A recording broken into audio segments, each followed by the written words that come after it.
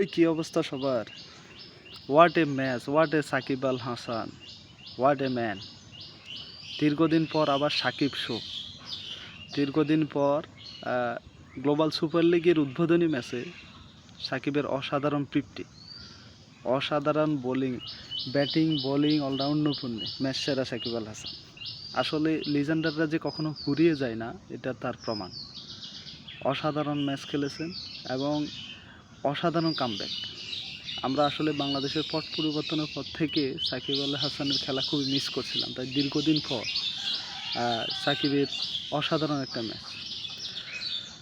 নিউজিল্যান্ডের সেন্ট্রাল ডিস্ট্রিক্টের বিপক্ষে 37 রানে 58 রানের দুর্দান্ত ইনিংস খেলে সাকিব আল হাসান। তার পাশাপাশি বোলিংও নেন 4 উইকেট। অসাধারণ একটা ম্যাচ খেলেছেন। আসলে লেজেন্ডার যারা, এই ধরনের প্লেয়ারগুলা আমরা যতই যেভাবে ভাবি না কেন ফুরিয়ে গেছে, আসলে না, এরা বারবার ফিরে আসতে জানে। আসলে সাকিব আল হাসান দীর্ঘদিন পর যে একটা ম্যাচ খেলেছে, দুর্দান্ত একটা ম্যাচ। আসলে গ্লোবাল সুপার লিগের উদ্বোধনী ম্যাচে সাকিব শো, শুধু সাকিব শো। যেমন ব্যাটিং তেমন বলিং। সাকিব আল হাসান, তুমি দেখিয়ে দিয়েছো যে কীভাবে ফিরে আসতে হয়। অসাধারণ একটা ম্যাচ। আসলে দীর্ঘদিন পর সাকিবের অসাধারণ একটা শো দেখলো সবাই।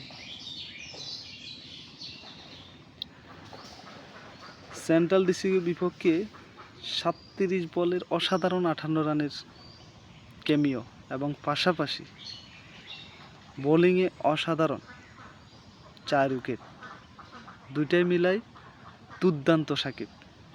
আসলে সাকিব জানে কীভাবে কামব্যাক করবে। What a comeback.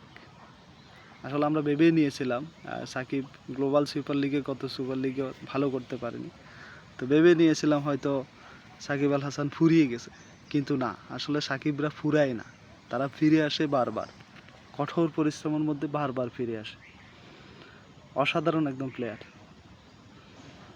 যদিও বাংলাদেশের রাজনৈতিক পট পরিবর্তনের কারণে সাকিব বর্তমানে জাতীয় দলের নেই, কিন্তু তার খেলা খুব মিস করছিলাম। কিন্তু দীর্ঘদিন পর সাকিব আবার বুঝিয়ে দিলেন যে সাকিব ফুরিয়ে যায় না, সাকিব ফিরে আসতে জানে।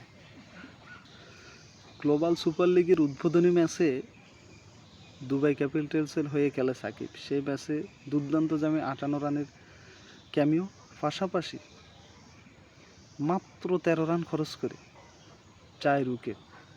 অসাধারণ ম্যাচ।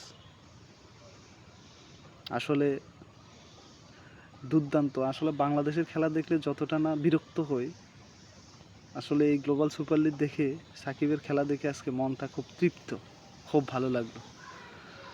তো শেষ খবর এদিকে আবার রংপুরেরও খেলা আছে। রংপুর শেষ খবর পাওয়া পর্যন্ত 5 উইকেটে 162 রান, 63 রানের টার্গেট দিয়েছে, 162 রান নিয়েছে। তো দেখা যাক, বাংলাদেশের জাতীয় দলের তুলনায় রংপুরও বাংলাদেশকে রিপ্রেজেন্ট করতে গেছে। এদিকে সাকিব আল হাসানও বাংলাদেশ প্লেয়ার, বাংলাদেশি প্লেয়ার, সব কিছু মিলিয়ে আসলে দীর্ঘদিন পর যে সাকিব শো রংপুর।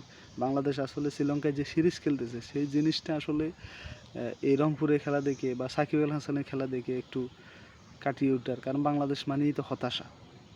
দেখা যাক শেষ পর্যন্ত রংপুর কী করে। তবে দিন শেষে সাকিব আল হাসানরা যে বারবার ফিরে আসতে পারে, সাকিব আল হাসানরা যে ফুরিয়ে যায় নাই, সেটাই তার প্রমাণ।